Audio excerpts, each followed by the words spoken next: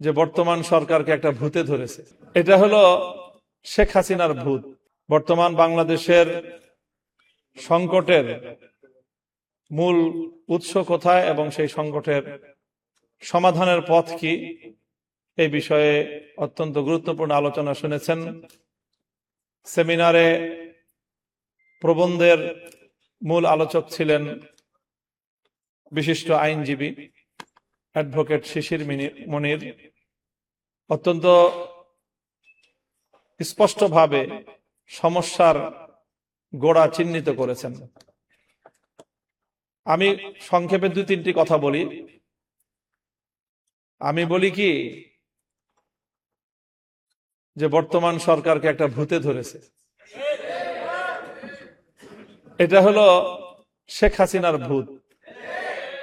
যেই ভূত শেখ হাসিনাকে ধরেছিল, শেখ হাসিনা বিতাড়িত হওয়ার পর থেকে সেই ভূত এখন বর্তমান বিএনপির ঘাড়ে সওয়ার হয়েছে। ভূতটা হলো জনগণকে অপমান করার ভূত। শেখ হাসিনার 15 বছরের শাসনামলকে যদি খুব সংক্ষেপে বর্ণনা করা হয়, তাহলে সেটা ছিল এদেশের জনগণকে নিয়ে উপহাস করা, জনগণকে যখন তখন যেভাবে ইচ্ছা সেভাবে অপমান করা। শেখ হাসিনা বাংলাদেশের মানুষকে শুনিয়েছিল নতুন এক গণতন্ত্রের সংজ্ঞা, উন্নয়নের গণতন্ত্র। জনগণের মতামত লাগবে না, তিনি পদ্মা সেতু আর মেট্রো রেল দিয়ে গণতন্ত্র বাস্তবায়ন করেছিলেন।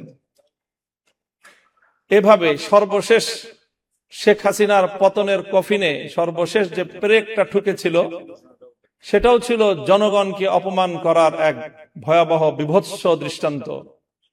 বলেছিল বাংলাদেশের 4 কোটি ছাত্র জনতাকে রাজাকারের নাতিপুতি।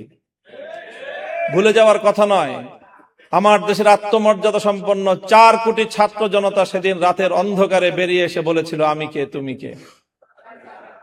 এত তাড়াতাড়ি ভুলে গেলেন জনগণকে অপমান করার পরিণাম। সেই শেখ হাসিনার জনগণকে অপমান করার ভূত এসে সওয়ার হয়েছে এখন বিএনপির কাঁধে। এই জন্য বিএনপির পক্ষ থেকে একবার জনগণের সার্বভৌমত্বের প্যারালাল এনে দাঁড় করানো হয় তাদের 2/3 সংসদের এই সার্বভৌমত্বকে।